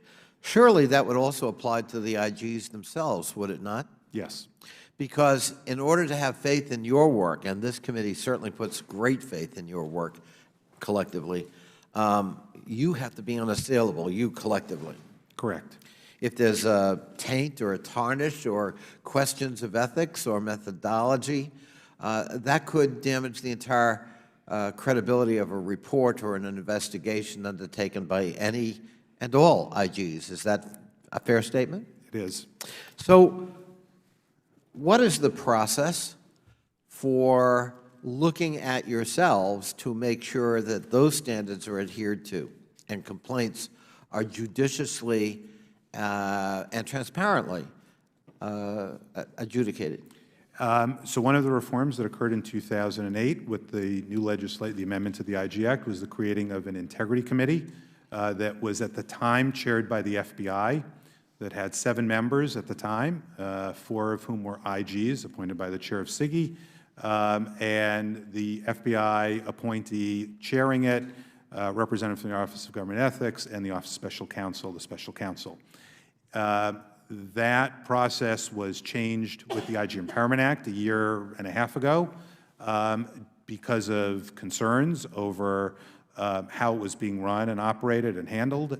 And so Congress changed the process. So now there is an IG chair of the committee. Instead of the FBI. Instead of the FBI. The FBI is still a member, but it's now a 6-member committee. The Special Counsel is no longer a member of the committee because of potential conflicts that arose when there were whistleblower issues that were within the Special Counsel's jurisdiction. They wanted to make sure that that didn't occur. And over the last year, we have been transitioning control over records from the FBI to the Council of IGs. The challenge being, because SIGI has no appropriation and had no systems or systems of records in place to control, collect those records, we had to go forward and follow for public comment, regulations. We have to create a data system.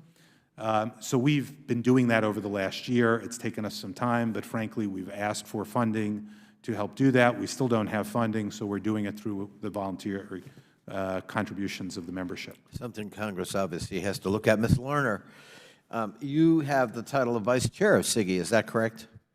Yes, sir. And let me see, in fiscal year 2017, your committee, the Integrity Committee, received 59 allegations of IG misconduct. Is that correct? I have... Take it on faith. I don't, if you've read that from reporting from SIGI, I'm assuming that's All right. correct. Of those 59, 50 closed with no referral for investigation. Sound familiar? It does. 6 were referred to another agency, and 2, only 2, were referred to the Integrity Committee for further investigation. 2 out of 59. Now, without knowing the particulars, and maybe some of them are frivolous, and maybe some of them are just, payback, anyone can file a complaint, but just the raw numbers and my own experience, frankly, with SIGI would suggest that's the robustness of the willingness to investigate one's own is lacking. I'm sorry that it appears that way. I can say, as someone who served on the Integrity Committee, that we looked at the allegations that came in really seriously. I was on it several years ago, but we took our responsibilities very, very seriously. Well, Ms. Lerner, I happen to be somebody who filed a complaint. Mm-hmm. Along with a colleague on this committee. 2 of us from this committee filed a complaint against a specific IG. And I can tell you the process was most unsatisfying. It wasn't rigorous. There wasn't accountability. There was no explanation for the decision taken. There was no point-by-point response to a fairly carefully worded complaint that was rather lengthy. That's a pretty unsatisfying process for somebody concerned about integrity. And I believe that that's one of the reasons that we have seen some of the changes that we are seeing now, that the frustrations that you felt and that some of us as members of the committee felt at that time led to the shift from the committee from the FBI's responsibility to SIGI, and I know that there are other changes that have been made to try to respond to the type of frustration that you felt and that some of us that served on the committee felt to make it better. I invite you and your colleagues, and Mr. Horowitz and I have talked about this, but I am determined that we're going to codify the process. This committee, on a bipartisan basis, has to be assured as to the integrity of IGs as they do their work. They can't be compromised on partisan politics. They can't be compromised on any grounds because we want you to work. We want you to be successful. We want people automatically to assume that what you're saying is a truthful rendition, unbiased, of where the truth took you. So look for legislation. We could do it cooperatively or not, but we are not satisfied with the process based on our own experience, and I believe we're going to have to engage in some codification. I know my time is up, Mr. Chairman, but if you would allow Mr. Horowitz to comment, he seems eager to comment on this matter, and I will then yield back. I thank the Chair. Yeah, can I just briefly, I certainly appreciate your concerns. We met shortly after I became chair in 2015, and I think we worked with Congress on reforms that were needed and put in place in the IG Empowerment Act. Certainly happy to work with you and other members of this committee on further reforms, because we agree completely that you, the public in particular at large, needs to understand, and people in our own agencies, that we're being watched as well if there's something we did that was improper or incorrect. And in fact, one of the things we did, and that the report is up here with the Congress, is required by statute, we've put in place twice revisions to the procedures and policies of the Integrity Committee to address some of the concerns that we spoke about. And so I certainly take them seriously. I know IG Lerner takes them seriously from her service on the committee. I've never been on the committee. And I think it's very important that we do the right thing by that and look forward to working with you on it. Gentleman yields back. The chair recognizes the gentleman from Wisconsin, Mr. Grothman, for 5 minutes. Sure, a couple of questions. First of all, the report in general identifies procurement planning as a challenge. Give us an example about how the lack of enterprise-level procurement planning has impacted your agencies. I think, for example, in the Department of Defense, there are many issues with procurement, including moving forward without having a requirement set.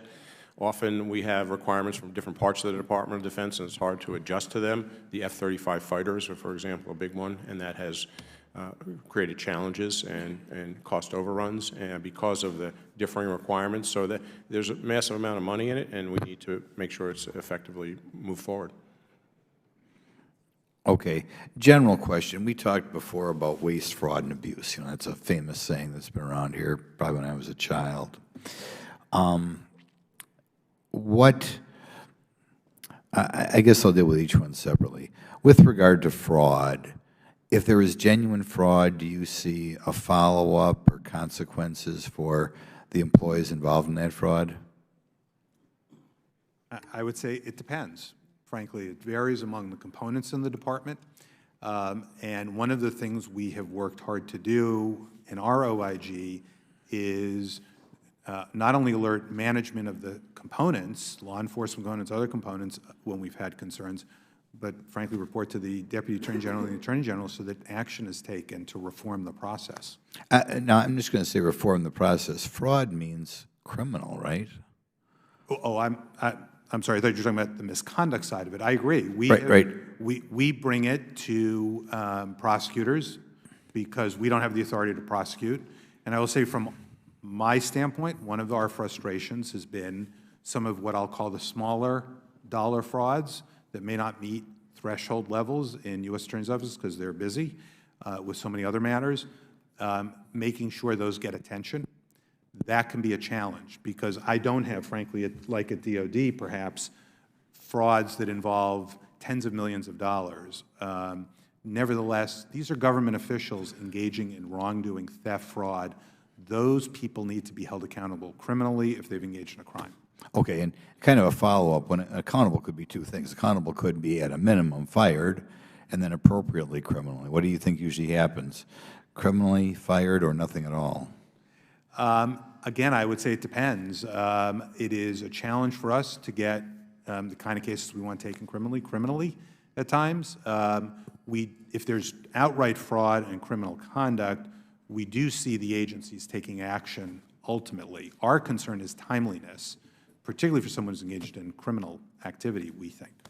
Okay. I'm sorry, Ms. Lerner, you were going to say something. If I might add on that point, we've had some success. We have some of the same situations that Mr. Horowitz does with some of our cases being, the dollar amounts being not sufficient to interest federal prosecutors, but we've had great luck with some state and local prosecutions, and the agency, has usually removed the person, even before those move forward. But we try, if we can't get it at the state, we'll talk to any prosecutor that has an appropriate violation that can work with us. And Mr. Fine, obviously we have We are again and again told we have to spend more money on defense, and this budget, I think, contains a 10.5% spending increase, maybe a little more than I would have preferred. But you read about stories about waste in the Department of Defense, and some of that's not criminal, but some is just amazing.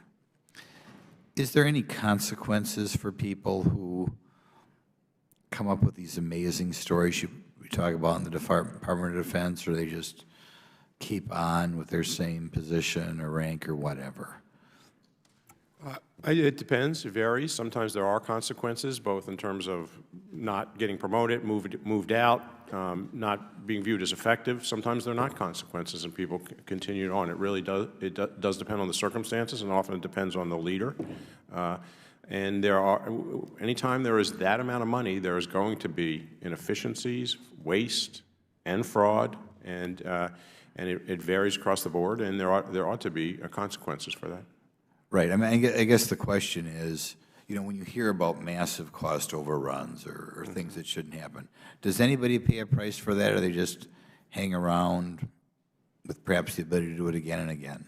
Like I say, it depends on the circumstances. It depends at what level it is. It depends who was responsible for it and why it happened. And sometimes it's judgments, you know, that where mistakes were made, but sometimes things that are avoidable. And so I can't say there are never any consequences, but are there always consequences? No. Okay, well, I'd like to thank you all for being here today. It always makes a great day when I look at my committee schedule and I get to see the IGs here, so thanks.